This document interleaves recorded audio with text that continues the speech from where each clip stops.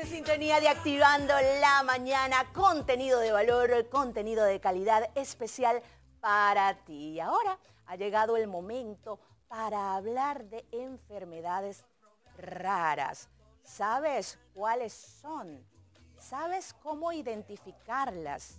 ¿Alguien en tu familia o cercano a ella padece alguna enfermedad rara? ¿Cómo podríamos monitorearla? Para hablar de esto y mucho más, por supuesto, que contamos con el especialista en la materia. Yo le voy a colocar esta voz porque necesito presencia vocal. Porfirio Cabral, emergenciólogo, hoy en Activando la Mañana. Bienvenido, Porfirio, un placer tenerte acá. Buenos días, qué bueno, qué interesante. Es muy importante decirle que como el año de bisiesto se celebra mañana, pero el día 28 se celebra a nivel mundial el Día de las Enfermedades Raras. Bien, y esto es algo también como que nos parece raro, porque muchísimas veces, hay enfermedades que se identifican, que se diagnostican de inmediato, pero hay otras que se busca y se hacen exámenes y todo esto, y inclusive escuchamos nombres y decimos, pero ¿de qué se trata? ¿Qué son las enfermedades raras? Y si República Dominicana tiene los especialistas necesarios para identificarlas. Mira, las enfermedades raras no es porque sean feas o que sean dramáticas. Lo más importante es que son de baja frecuencia. Existen de 7.000 a 8.000 tipos de enfermedades raras. Muchas. Claro. Se manifiestan, es muy importante, el 80% se manifiesta antes de los 2 años de edad. El resto se manifiesta luego de esa edad. Las causas en el 80% son genéticas, pero también hay un 20% que son causas por contaminación química, contaminación radioactiva o contaminación del medio ambiente. Se van a manifestar. Y por procesos alérgicos. O sea, llega un momento que usted está haciendo muchos procesos alérgicos y luego se convierte en una enfermedad rara. ¿Qué sí ocurre? Que por cada 100.000 habitantes van a aparecer 5 habitantes solamente con una enfermedad rara. ¿Qué tienen de particularidad? La gran mayoría, casi o todas, a veces no decimos todas por eso, no tienen cura. Son invalidantes y son enfermedades que dan al traste con discapacidad, invalidez o muerte. Dios mío, pero nada más el hecho de saber cómo puede incidir la contaminación, por ejemplo, en lo que repercute en tener una enfermedad rara, yo pienso que es digno de que todos reflexionemos al respecto, comenzando por esas grandes empresas, porque Porfirio nos comenta con exactitud referente a lo químico, por ejemplo, a estas industrias que indiscriminadamente tratan con sustancias que pueden ser dañinas para el ser humano. ¿Y cuántas personas viven justamente en las inmediaciones de lugares con estas características? Probablemente, Porfirio, sean enfermedades que se detectan en el transcurrir del tiempo y que comienzan, como tú señalas, con una alergia. Pero tú nos podrías enumerar e identificar cuáles podrían ser estas enfermedades. Por ejemplo, las más comunes o las que la persona puede asociar, porque las demás tienen nombre, síndrome como de Charlie-Erickson, síndrome de X frágil, son la que más tú vas a escuchar son la hipertensión pulmonar, no arterial. No arterial, exacto. Y la miastenia gravis.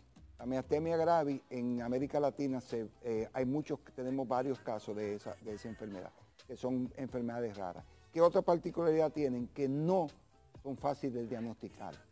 Tú tienes, que emplearte bien a fondo.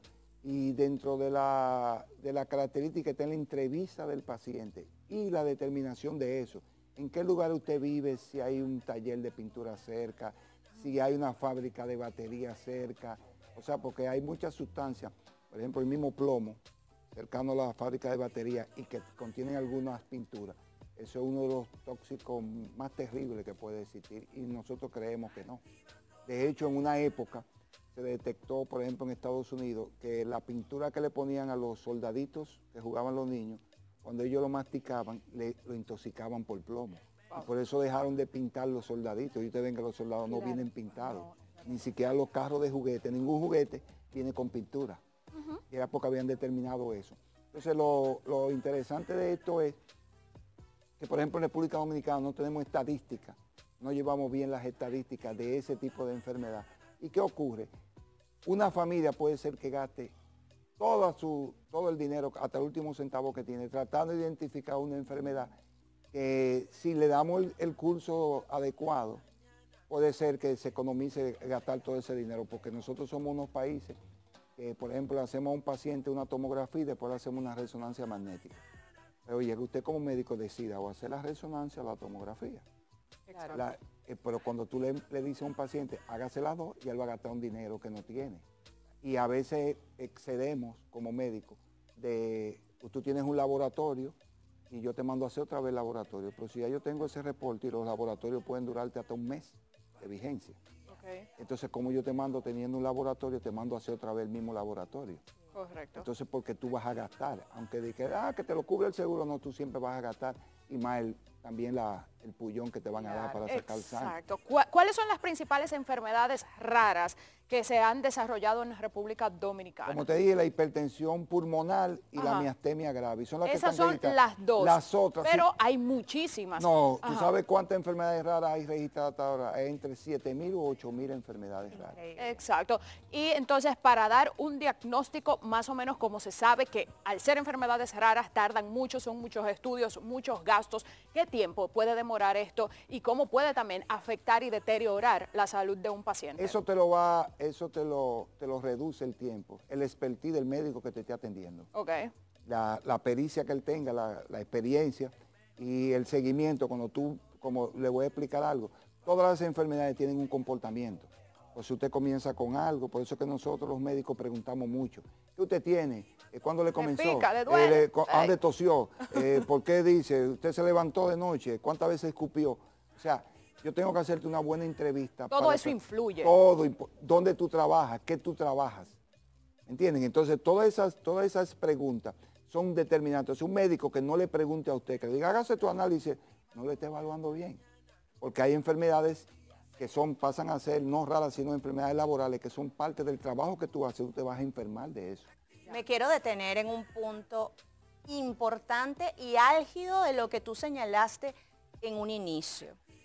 A ver, si las enfermedades raras suelen ser difíciles de identificar, es evidente pensar, además uno logra inferir que las personas ya llegan con la enfermedad avanzada. Sin embargo, tú has comentado, Porfirio, que no existe cura para las enfermedades raras, solo tratamiento. Cuando una persona ya llega con ciertas características en cuanto a malestares, a sintomatología, y de repente tiene un tiempo ya con esa enfermedad, este tratamiento me imagino que es mucho más fuerte y más agresivo. ¿O ustedes manejan un tratamiento suave en vista de que va a ser para toda la vida porque se trata prácticamente de enfermedades crónicas? Brillante la pregunta. Mira qué es lo que ocurre. Uno tiene que darle calidad de vida al paciente, no darle más medicamentos y nada de nada porque no te lo vas a curar. Si yo no tengo cura, ¿qué te hago dando tratamiento? Tú lo que des calidad de vida.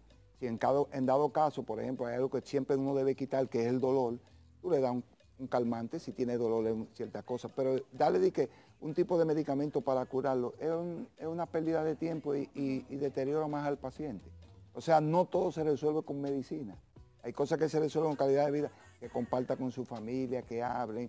Si no puede caminar, vamos a caminar, toma sol, vía a la playa. O sea, hacer las cosas que el ser humano debe hacer normal. Y naturalmente. Debe hacer. Exactamente. No quede yo correr más que la pelota. O sea, ¿cómo yo te voy a aplicar un medicamento que sé que no te voy a hacer nada? Lo que debería ser entonces un hábito, lo que debería ser una cultura para todos. Claro. Pero sobre todo esas personas que viven en lugares como los que hemos comentado, que tal vez estén rodeados de industrias, de empresas que generan este tipo de ambiente a causa de las sustancias con las cuales trabajan, tal vez incluso mudarse de esos lugares. Y ustedes como especialistas, porque me llama la atención la parte que tiene que ver con las leyes, la parte que tiene que ver con que este tipo de industrias, si ya se ha comprobado a nivel médico, a nivel científico, que causan este daño en la población, debería existir normativa que se cumpla, no solo en el papel, que se cumpla, para que este tipo de industrias estén alejadas de lugares poblados. ¿Han hecho algo al respecto? Mira lo que ha ocurrido. Nosotros tenemos un ejemplo que todo el que televidente en República Dominicana te va a decir que sí. Nosotros teníamos antes una zona industrial de Herrera, pero ya no es una zona industrial de Herrera, ya es una población. Entonces, lo que tú dices, en algún momento eso estaba retirado. Hay ciertas fábricas que tienen que estar retiradas de la población. Correcto. Pero ¿qué pasa? Siguen creciendo, acercándose y viene el tema. Entonces, tú tendrías que seguirlas moviendo. Pero, por ejemplo, todos recordamos, lo que tenemos cierta edad, la zona industrial de Herrera. Pero ahora hay más gente en la zona industrial de Herrera que por aquí, que por donde estamos ahora. Y hay que tener una combinación. Yo he hablado de que las instituciones tienen que combinarse. Por ejemplo, industria y comercio tienen que tener cierta relación directa con el Ministerio de Salud Pública para hacer las recombinaciones adecuadas para que eso no empiece a ocurrir. Hay fábricas que no, mira, por ejemplo, está prohibido en muchos países, y aquí yo lo he visto, que un tanquero conteniendo oxígeno pase por la ciudad.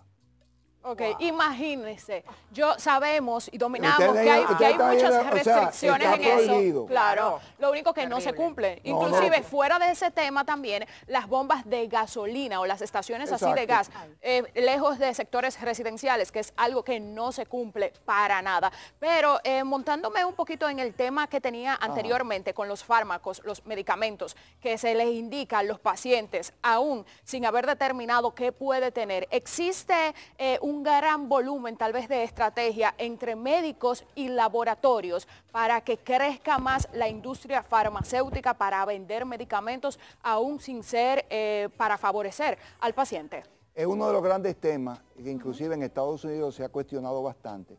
De hecho, hubo un escándalo con un medicamento, el medicamento, uno de los medicamentos más usados en Estados Unidos, que es la civastatina, que se vendió un médico con un laboratorio de un cardiólogo diciendo que ese es el medicamento que resolvía el problema cardíaco. Wow. Sin embargo, después se comprobó que no es así. Era totalmente falso. Entonces, hay una serie, ahora mismo está en tela de juicio, una cierta cantidad de medicamentos que se utilizan sin necesidad o que tienen muchos efectos secundarios. Es una combinación que hay que tener mucho cuidado. O sea, exacto, lamentablemente, que sería más, o sea, enfermar más en vez de buscar claro una que solución. Sí, es que te voy a decir algo. Yo le voy a explicar tácito un paradigma médico. Yo no puedo tratar algo que tú no tienes. Correcto. ¿Cómo te trato algo que tú no tienes? Claro. Entonces cuando tú estás asintomático, si tú no tienes una sintomatología, yo no sé lo que tú vas a tener. No puedo estarte medicando hasta que tenga el diagnóstico definitivo. De hecho, cuando yo doy ciertos medicamentos, detengo la evolución de la enfermedad que no me deja determinar qué tú tienes. Por ejemplo, algo muy sencillo. Cuando un paciente tiene un dolor abdominal severo, tú no puedes ponerle un calmante porque tú enmascaras el proceso y puede ser que tú estés enmascarando una apendicitis. Exacto, muy Entonces, lamentable. Y yo tengo que dejar que desarrolle para yo decir, es una apendicitis. Pero si te pongo un calmante, me duele, yo enmascaro el cuadro y después de dar el traste con tu vida. Y nos imaginamos que lamentablemente esto pasa a diario, no solamente en República Dominicana, sino en el mundo, y al igual que en muchos puntos, la salud también lamentablemente se ha convertido en un negocio. Muchísimas gracias, doctor Porfirio Cabral, por habernos acompañado. Siempre muy buenas y válidas sus intervenciones.